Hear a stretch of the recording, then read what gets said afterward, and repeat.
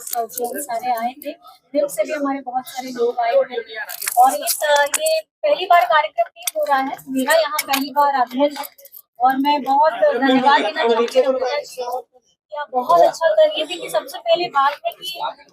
Breast cancer के बारे में बहुत ज्यादा मुखर होकर के बात नहीं करते हैं। कहीं ना कहीं एक डर, एक भय, एक शर्म रहता है। लेकिन मैं ये महिलाओं को खास करके कहना चाहूंगी कि देखिए, शरीर में अगर कोई बीमारी आती है या कुछ भी तरीके का तकलीफ होता है, आपको अपने डॉक्टर के पास जाना चाहिए, क्योंकि ये इस इलाज में आप अगर जितना देरी करिएगा तो तकलीफ भी शरीर को उतनी होती है, पारिवारिक तौर से भी तकलीफ बहुत होती है, आर्थिक तौर से भी भार पड़ते हैं। तो मैं ये सब महिलाओं को भी कहना चाहूंगी, यंग गर्ल्स को भी कहना चाहूंगी और साथ ही साथ ये पुरुषों से भी आग्रह करना चाहूंगी कि आप अपने घर में अपनी बेटी हो, अपनी माँ हो, अपनी बहन हो, अपनी पत्नी हो, आपको ये भी ध्यान रखना है कि अगर कोई भी तकलीफ आती है महिला को तो आपको साथ में हमेशा खड़े रहना है, क्योंकि अगर कोई भी एक इंसान अगर किसी भी बीमारी से, मैं सिर्फ इस बीमारी की बात नहीं कह रही हूँ, किसी भी बीमारी से गुजरता है तो वो अकेला नहीं। मुझे ये कार्यक्रम में आने के लिए आवेदन आया तो मुझे लगा कि हम लोग के लिए being as a political person हम लोगों का थोड़ा ऐसा है कि we just approach each and every section.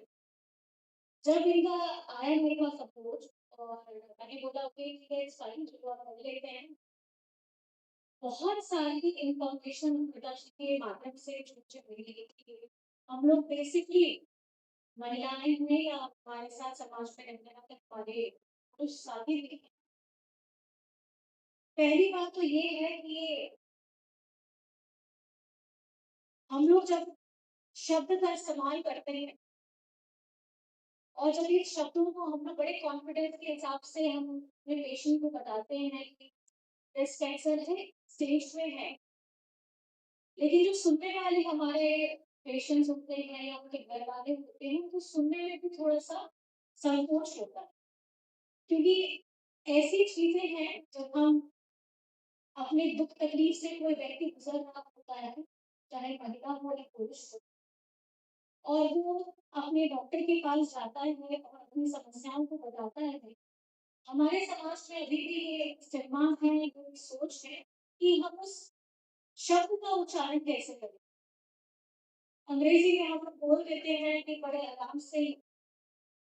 आप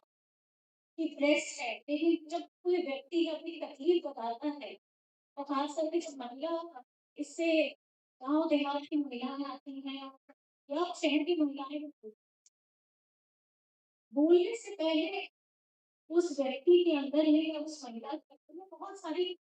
चीजें चल रही होती है, बहुत सारे मनोभाव चल रहे हैं। मनोभाव ये आज के दौरान में महिला एक ऐसी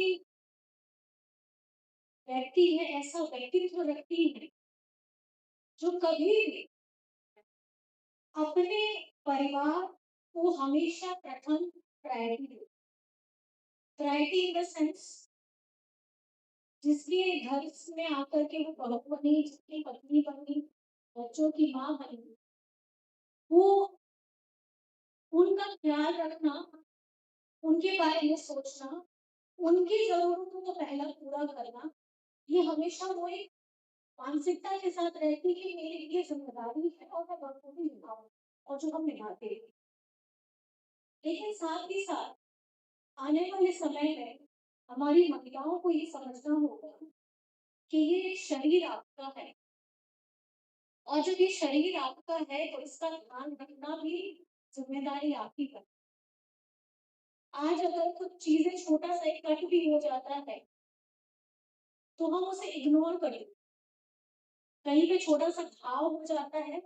हम इग्नोर कर देते, सोचते हैं कि अच्छा ये काम प्रायोरिटी में बाद में है, घर के सारे कामों को मैं करती हूँ और मैं उस पे अपना ज्यादा ध्यान लगाना चाहती हूँ। लेकिन मैं ये समझती हूँ एक मकान को घर बनाती है एक महिला, और एक सूखे पौधे में अगर फूल लाने का काम करती है, उसमें फल लाने का काम करती है, वो होती है महिला। आपके आने वाले परिवार का नाम मान, आपकी आने वाली पीढ़ियों का अगर करती है महिला, तो मैं ये समझती हूँ महिलाओं की भी ज़िम्मेदारी होनी चाहिए कि प्रायोरिटी आप अपने आप को दें। लेकिन मैं ये समझती हूँ कि हर परिवार में रहने वाले पुरुष साथी भी, जो चाहे भाई के रूप में हो, चाहे ससुर जी के रूप में हो, चाहे देवर के रूप में हो, चाहे पति के रूप में हो या बेटा के रूप में हो, ये उन्हें भी समझना होगा कि अगर आपके घर में चाहे आपकी बेटी हो, आपकी माँ हो, आपकी बहन हो या पत्नी हो, अगर उनको कुछ शारीरिक तकलीफ होती है, तो आप लोगों का भी इतना कर्तव्य बनता है कि आपको कुछ नहीं करना है, खाली एक छोटा-सा सवाल पूछ लेना है, कोई तकलीफ तो नहीं है ना? And it's not on a occasionally, it should be on a daily basis. We just as a woman, we don't need much from you. Just we need sweet words, kind words, like how are you today? How you are doing? कुछ तकलीफ है तो please let me know. जैसे हर महीने menstrual period आता है, तो ये कोई बीमारी नहीं है। ये है कि आप एक शारीरिक प्रक्रिया से हर महीने गुजरते हैं। तो ये मैं समझती हूँ कि घर में रहने वाले जो बच्चे भी टीनेजर हैं